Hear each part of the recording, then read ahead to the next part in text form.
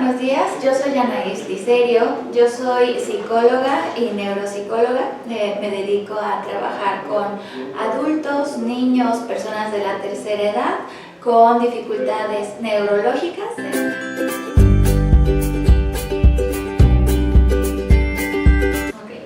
Bueno, el trastorno del espectro autista es un trastorno del neurodesarrollo. ¿A qué se refiere esto? Durante la gestación del bebé, a lo largo del crecimiento, nuestro cerebro se va desarrollando.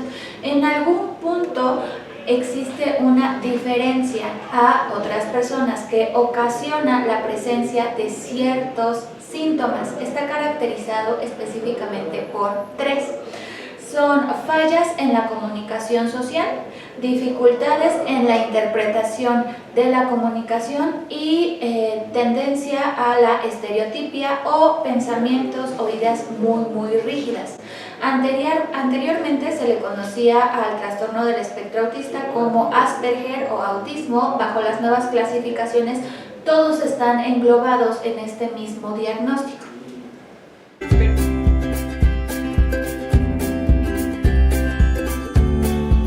Al día de hoy no se sabe o no se tiene identificado un factor como tal que sepamos que si esto pasa da como consecuencia trastorno del espectro autista o TEA, ¿no?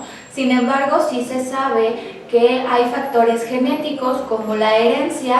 Generalmente encontramos que hijos de personas con trastorno del espectro autista pueden presentarlo. Se ha visto que las madres, mientras más grandes sean, madres que tienen una gestación arriba de los 40 años o cercana a los 40, la probabilidad de presentar trastorno del espectro autista en el producto es bastante alta. Hay algunos aspectos genéticos, algunas enfermedades genéticas que acarrean o traen como sintomatología un trastorno del espectro autista, pero a ciencia cierta no hay un factor.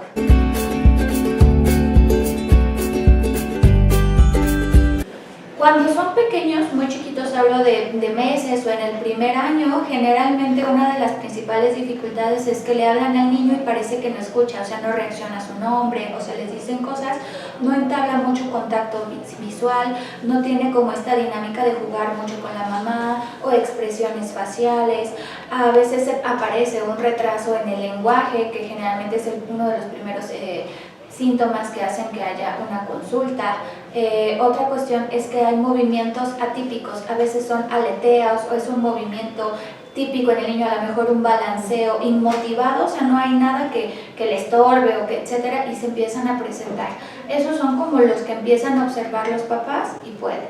Pero más adelante en la vida podemos empezar a ver que hay dificultades para integrarse, que a lo mejor el niño no sabe, no entiende las bromas, no entiende los sarcasmos, no entiende el lenguaje figurado, es muy rígido en los juegos que tiene. A veces en lugar de jugar con los cochecitos, los apilan o los acomodan por color o por tamaño, o solo ven un objeto y les llama mucho la atención. A veces no toleran cierto tipo de estimulación, un tipo de luces, un tipo de sonidos, a veces texturas. Eso sería como a lo mejor en la edad escolar.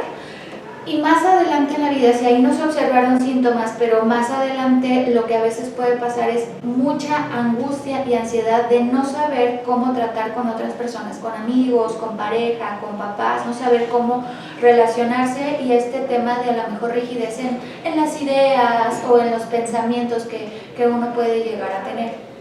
Hay características de personalidad que se parecen, no todo es un TEA, pero por eso tenemos que hacer una diferenciación y eso lo tiene que hacer un profesional. Se puede diagnosticar a un pequeño más o menos desde los 18 meses, incluso un poquito antes empiezan a ver ciertas conductas, pero tenemos personas que son diagnosticadas hasta la edad adulta y no es que les dio a lo largo de la vida, es que ya lo tenían, pero hasta ese momento se manifestó. Entonces, si alguien siente o cree que sí puede estarlo presentando, sí es importante que se acerquen a profesionales capacitados para que hagan un adecuado diagnóstico y se pueda empezar a intervenir.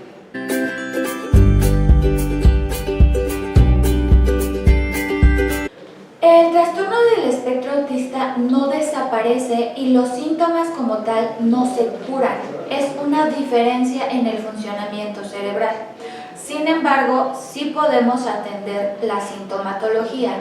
Yo les mencionaba que esto es un espectro, entonces podemos ir desde un grado de mucho deterioro, mucha dificultad, hasta un grado relativamente más funcional, entonces va a haber muchas variaciones. Los síntomas que se van presentando lo vamos tratando, ¿cómo?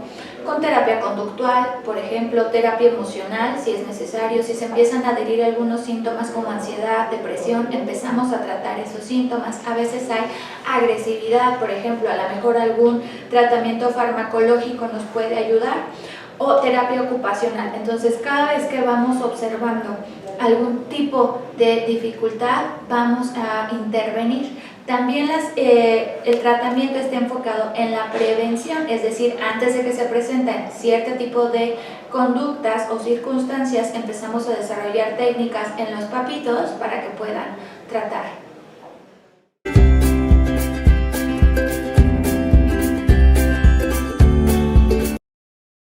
Aquí hay un rango muy amplio porque hay personas que presentan el trastorno del espectro autista con un grado de retraso intelectual y hay personas que por el contrario tienen habilidades sobresalientes. Entonces esto es muy variable, por eso se requiere que haya una evaluación bastante puntual en cada una de las personas para alcanzar a identificar cómo es su funcionamiento, cuáles son las habilidades y cuáles son sus características.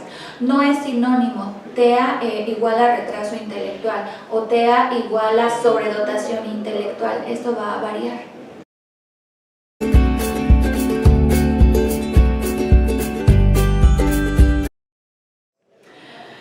Pues aquí son un montón de cosas, pero así ya yo pudiera sintetizarlas. En primer lugar, si es trabajar que no fue su culpa. Casi siempre tenemos papitos que se sienten muy culpables de yo qué hice, yo qué pude haber hecho.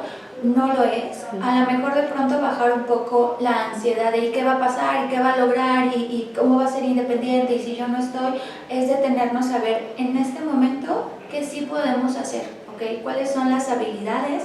Llegar con un buen especialista que les pueda hacer un diagnóstico y a partir de ahí ir trabajando. Dependiendo del grado de su hijo, sí he visto que hay más o menos complicación en su manejo y a veces acarrea mucha frustración. Entonces también les sugeriría que además de todas las terapias o el apoyo que puedan requerir los niños, los papás también encuentren un espacio para ellos mismos, porque si no se saturan y toda la vida gira en torno al niño. Entonces sí se requiere que ellos también dentro de esta dinámica no se pierdan, ¿no? Sí van a ser un apoyo, sí son muy importantes sus hijos, pero también ellos, si los papás no están bien, no van a poder proporcionar ese apoyo.